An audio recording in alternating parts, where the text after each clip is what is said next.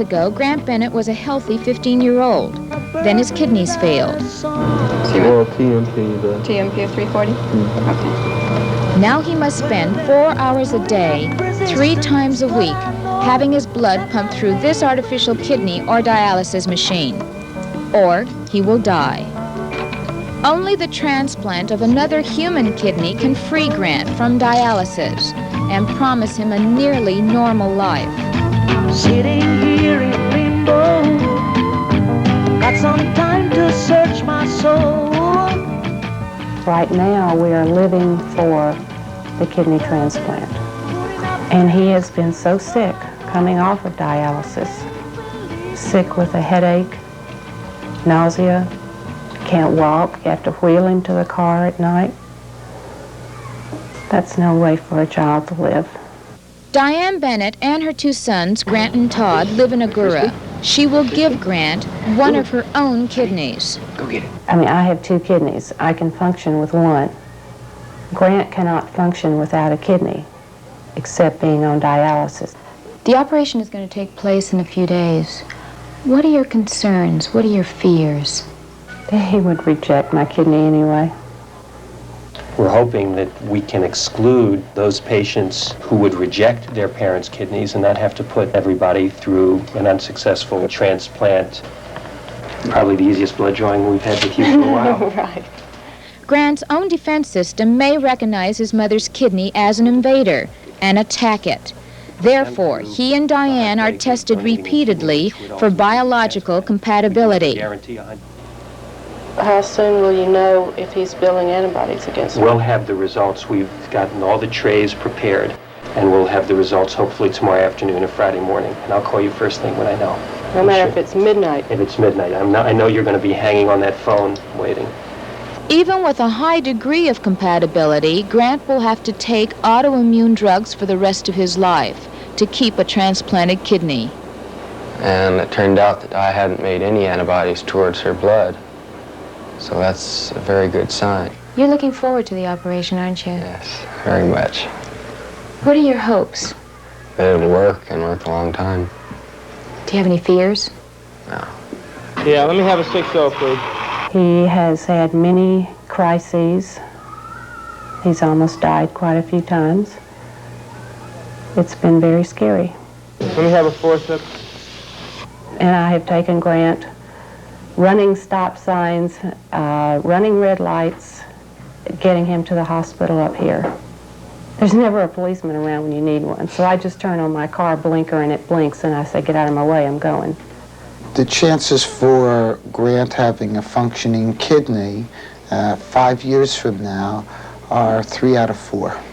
If this kidney fails, and I hope it doesn't, but if it fails, then Grant will go back on dialysis, and should he want another transplant, he will go on a transplantation list and await a cadaver donor.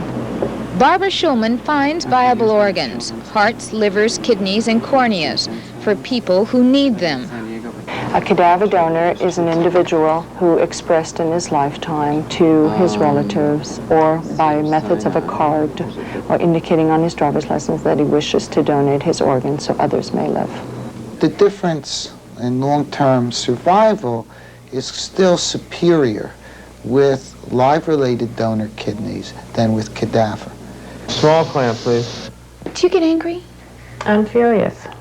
I am absolutely furious. It's not fair that this should happen to Grant. It just happened to me. Me that got the disease. That's how I think of it. It's just something that happened. Grant said that he's got it and they're doing all that they can for him, and so he's going to do all he can to keep well, and he's been amazing. But you have to keep going on. You can't stop. You have such a wonderful attitude about all of this. Well, it wouldn't be very fun to get a bad attitude toward it. This is an X-ray of Diane's 2 kidneys, and we will take the right one shown here. But I told him he will accept my kidney, and then he's going to be a normal kid again. He'll put on weight. He's lost 40 pounds. His clothes are falling off of him. But he's going to take it and he's going to fill up those clothes and he's going to go back to school and he's going to make it. Many rivers to cross, but just where to begin? I'm playing for time. As a surgeon makes the first incision on Diane, Grant is being prepared for his own surgery in the adjacent operating room. We've been touched now in many ways since this has started. And I could never again have a cold shoulder toward anything. Diane's kidney is successfully removed, but the surgeon must deal with an abnormality he knew existed. The kidney has 2 arteries leading into it. He must splice them together before her kidney is ready for transplant. We've given him a pretty good artery here to anastomose, so that looks pretty good. The kidney is bathed in a cold salt solution. I'm coming out with the kidney now. Diane's surgeon carries it into the next operating room and delivers it to Grant's surgeon. I'm not going to be able to play football or any contact sports, and I'd like to go into the Air Force.